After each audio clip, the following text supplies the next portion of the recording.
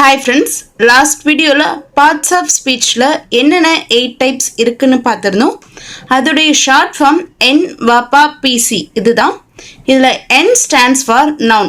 So அந்த nounனா என்ன, அதுல எத்தனை types இருக்குன்னு இன்னைக்கு பார்க்கலாம். A word that is used to name a person, place or thing is called a noun.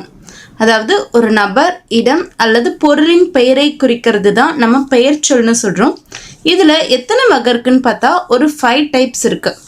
Proper noun, common noun, collective noun, material noun, abstract noun. Proper நவுன்னா என்னென்னா சிறப்பு பெயர், அதாவது ஒரு தனிப்பட்ட நபரையோ இல்லை ஒரு தனிப்பட்ட இடத்தையோ குறித்தா அது ப்ராப்பர் நவுன்னு சொல்லுவோம். காமன் நவுன் இது வந்து பொது பெயர். கலெக்டிவ்னால என்ன, குரூப், ஸோ கூட்டு பெயர். மெட்டீரியல் நவுன், ஸோ மெட்டீரியல்னாலே அங்கே கண்டிப்பாக ஏதோ ஒரு பொருள் சார்ந்திருக்கும், அது மூலப்பொருள் பெயர். அப்ஸ்ட்ராக்ட் நவுன்ன்றது அட்ஜெக்டிவ், அதாவது பண்பு குறிச்சி வரும், இதுதான் அப்ஸ்ட்ராக்ட் நவுன். ஸோ நவுனில் எத்தனை டைப்ஸ் இருக்குன்னா 5 டைப்ஸ் இருக்குது. அதில் ஃபர்ஸ்ட் ஒன் பாருங்கள், ப்ராப்பர் நவுன். பெயர், இடம் ஆகியவற்றை குறிப்பிட்டு சொல்வது, அதாவது ஒரு தனிப்பட்ட நபரையோ இல்லை பொருளையோ இடத்தையோ குறிச்சதுன்னா அது ப்ராப்பர் நவுன்னு சொல்கிறோம். இப்போ மகாத்மா காந்தி, நேதாஜின்னு சொன்னால் அது ஒரு தனிப்பட்ட நபரை குறிக்குது. சென்னை, மும்பைன்னு சொன்னால் அது ஒரு தனிப்பட்ட இடம். டாக் அப்படின்னு நான் சொன்னால் அது ஒரு தனிப்பட்ட விலங்கு குறிக்குது. இது எல்லாமே ப்ராப்பர் நவுன், அதாவது சிறப்பு பெயராக வருது. இதுவே நெக்ஸ்ட் டைப் காமன் நவுன். இந்த பொது பெயரில் பார்த்தோன்னா பொதுவாக சொல்கிறதுன்னு சொல்கிறோம். இப்போது டாகுன்னு சொன்னால் அது வந்து ப்ராப்பர் நவுன், பிகாஸ் அது ஒரு தனிப்பட்ட விலங்கு நான் குறிக்கிறேன். அதுவே அனிமல் சொல்லிட்டா அந்த குரூப்பையே நம்ம அங்கே வந்து மென்ஷன் பண்ணுறோம். அப்போ அனிமல்னு சொன்னால் அது வந்து காமன் நவுன். மகாத்மா காந்தி, நேதாஜின்னு சொன்னால் ஒரு தனிப்பட்ட நபர், அதுவே ஹியூமன், மேன்னு சொல்லிட்டோன்னா இங்கே காமன் நவுன் ஆயிடுது. பெங்களூர், சென்னைன்னு சொல்லாமல் டவுன்னு சொல்லிட்டா இப்போது இந்த மாதிரி வர்றது தான் காமன் நவுன்னு சொல்கிறோம். ஸோ ப்ராப்பர் நவுன்னா தனிப்பட்டு குறிக்கிறது, அதுவே காமன் நவுன்னா பொதுவாக சொல்கிறது. தேர்ட் ஒன் பார்ப்போம், கலெக்டிவ் நவுன். கலெக்டிவ்னால என்ன, அதாவது சேம் கைண்ட் ஆஃப் திங்ஸை நம்ம மொத்தமாக வச்சா அதுதான் பொதுவாக கலெக்டிவ்னு சொல்கிறோம். இப்போது க்ரௌடுன்றது என்ன, கூட்டமாக இருக்கிறத சொல்கிறோம், அப்போது இது collective. Army, group, family, assembly, இது எல்லாத்துலேயுமே பாருங்கள் கூடுதல், இதை தான் நம்ம மீன் பண்ணுறோம். ஸோ இது வந்து கலெக்டிவ் நவுனில் வருது. ஃபோர்த் ஒன் பாருங்க, மெட்டீரியல் நவுன். மெட்டீரியல்னாலே நம்ம பொதுவாக என்ன சொல்லுவோம், ஏதோ ஒன்று உருவாக்குறதுக்கு பயன்படணும். அப்போது இங்கே பாருங்க, சில்க், அதுலேருந்து கண்டிப்பாக துணி வருது. அயன், அதுலேருந்து நம்ம இரும்பு பொருட்கள் செய்யலாம். சுகர், இப்போ சுகர்லேருந்து எவ்வளோ சாக்லேட் அப்படிலாம் கூட செய்கிறோம். So silk, iron, sugar, ghee, wood, clay, wool, etcetera, இது எல்லாமே பார்த்தா மெட்டீரியல்ஸை குறித்து வர்றதுனால இது மெட்டீரியல் நவுன்னு பேர் வச்சுருக்கோம். லாஸ்ட் ஒன் பாருங்க, அப்ஸ்ட்ராக்ட் நவுன். அதாவது ஒரு பொருளுடைய பண்பையோ இல்லை ஒரு மனிதருடைய பண்பையோ குறித்து வர்றது தான் இந்த abstract noun. Kindness, honesty, bravery, இதெல்லாம் பாருங்க அன்பு, நேர்மை, துணிவுன்றதெல்லாம் ஒருத்தருடைய குணம். அதே மாதிரி இப்போ ஒரு பொருள் வந்து பனிக்கட்டியாக இருக்கணும் போது அது வந்து நீர் நிலைமையில் இருக்கா இல்லை திட நிலைமையில் இருக்கா, அதாவது அது என்ன ஸ்டேட்டில் இருக்குன்னு குறிக்கிறோம். இது எல்லாமே வந்து இந்த அப்ஸ்ட்ராக்ட் நவுன் கீழே தான் வருது. ஸோ டோட்டலாக நவுன்னா 5 டைப்ஸ் இருக்குது. Proper noun, common noun, collective noun, material noun, abstract noun. இதில் மெயினாக பார்க்க வேண்டியது proper, common, collective. Ashoka was wise a king. இதில் அசோகான்றது என்ன, கிங்ன்றது என்னன்னு கேட்டிருக்காங்க. அசோகான்றது ஒரு தனிப்பட்ட நபரை குறிக்குது, அதனால் அது ப்ராப்பர் நவுன். கிங் அப்படின்றது ஒரு பொதுப்படையாக சொல்கிறாங்க, அதனால் அது காமன் நவுனாக வரும். இதே சென்டென்ஸில் வாய்ஸ் இதை அண்டர்லைன் பண்ணிவிட்டு அது என்ன நவுன்னு கேட்டிருந்தா அது வந்து அப்ஸ்ட்ராக்ட் நவுனாக இருந்திருக்கும். என்ன காரணத்துக்காகன்னு பார்த்தா அசோகா ஒரு நல்ல மன்னர், அந்த நல்லன்றது அவருடைய குணத்தை குறிக்குது. குணத்தை குறிச்சா அது வந்து அப்ஸ்ட்ராக்ட் நவுன்.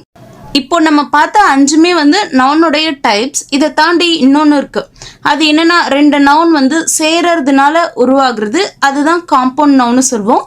இதை பற்றி தான் பார்ட்ஸ் ஆஃப் ஸ்பீச்சில் நவுனுக்கு அடுத்து வேர்ப்ஸ் தான் இருக்குது. வேர்ப்னா என்னன்னு பாருங்கள். A verb is a word which is used to mention the action and time of action.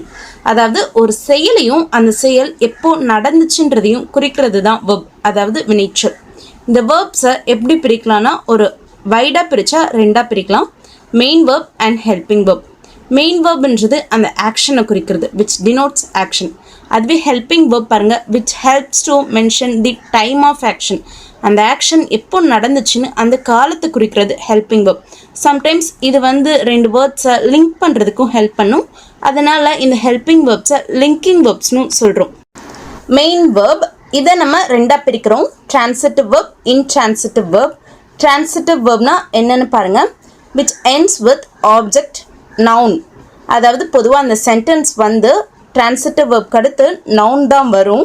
அந்த நவுனை அந்த சென்டென்ஸில் நம்ம ஆப்ஜெக்டாக குறிப்போம்.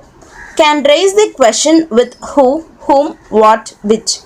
ட்ரான்சிட்டிவ் வேர்ப் ஒரு சென்டென்ஸில் வருதுன்னா அந்த சென்டென்ஸில் இதெல்லாம் கொஷின்ஸாக ரைஸ் பண்ண முடியும். Who, whom, what, which. யார், யாரை, என்ன, இப்படிலாம் கொஷின் ரைஸ் பண்ணால் அதுலேருந்து நம்மளுக்கு ஆன்சர் கிடைக்கும். Can be convert as passive voice. Transitive verb வர ஒரு சென்டென்ஸை நம்மளால் ஆக்டிவ் வாய்ஸ்லேருந்து பேசிவ் வாய்ஸாக மாற்ற முடியும். அதுவே இன்ட்ரான்சிட்டிவ் வேர்ப்னா எப்படி இருக்குன்னு பாருங்கள். which ends with adverb. ஜென்ரலாகவே இது அட்வர்பில் தான் முடியும்.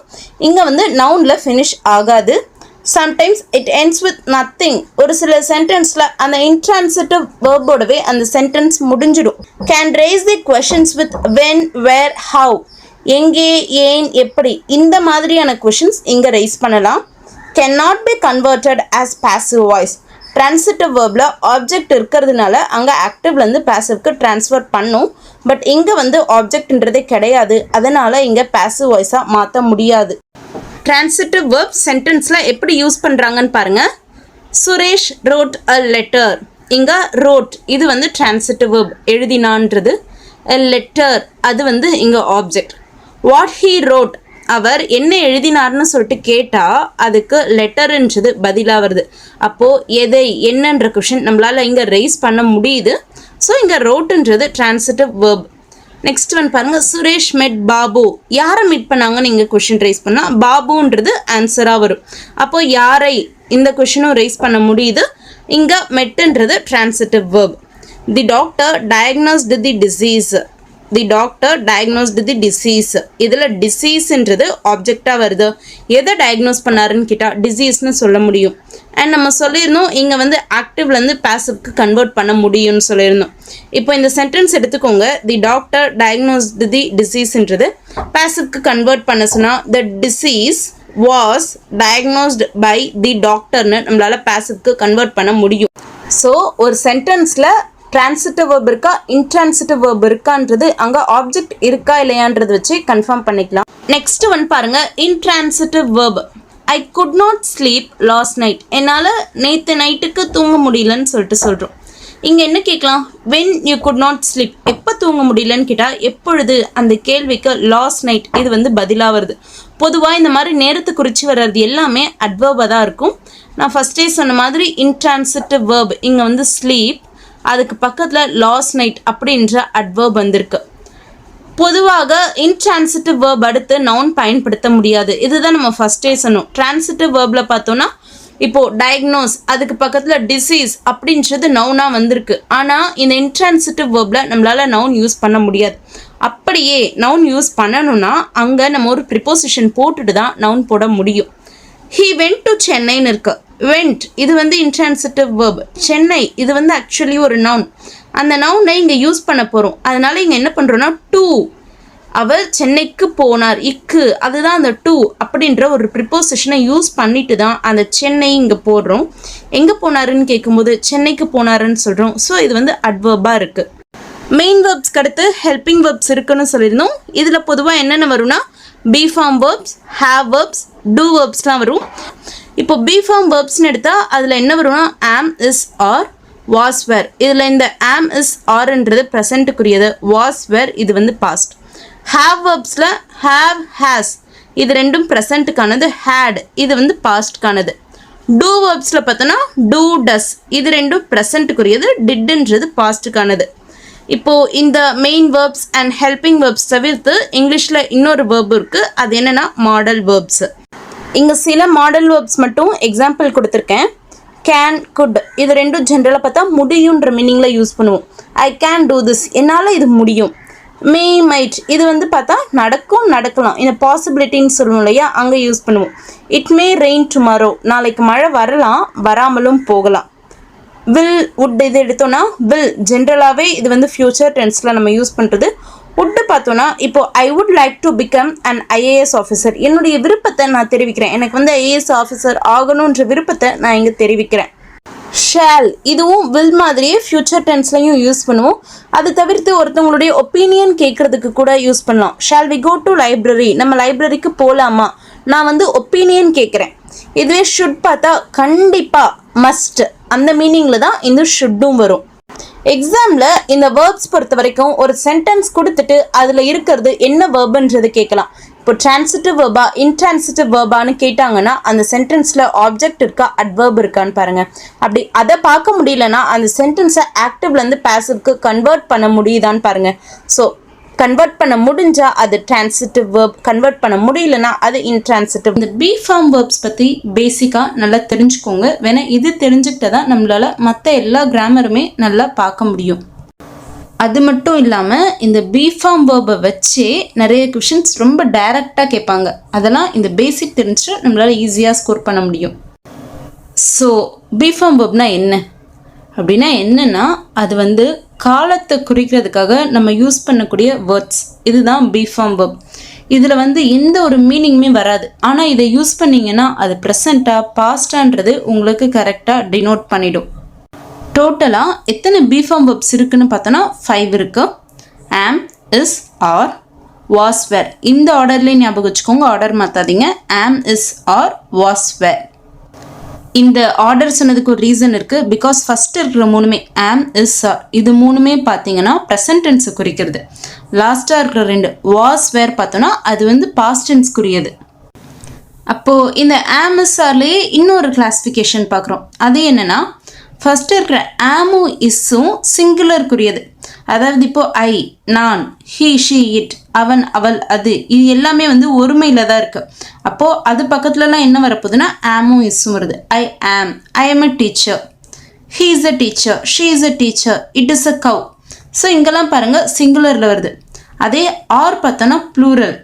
You are a good teacher, we are players, they are playing. இங்கெல்லாம் பாருங்கள் ப்ளூரல். நாங்கள், அவர்கள், நீங்கள், இப்படி எல்லாமே வந்து ப்ளூரலில் தான் வருது. அப்போது ஆம், இஸ், ஆர் இது வந்து ப்ரெசண்ட். இதுலேயே ஒரு கிளாஸிஃபிகேஷன் போடுறோம். சிங்குலராக ப்ளூரலான்னு பார்க்குறோம்.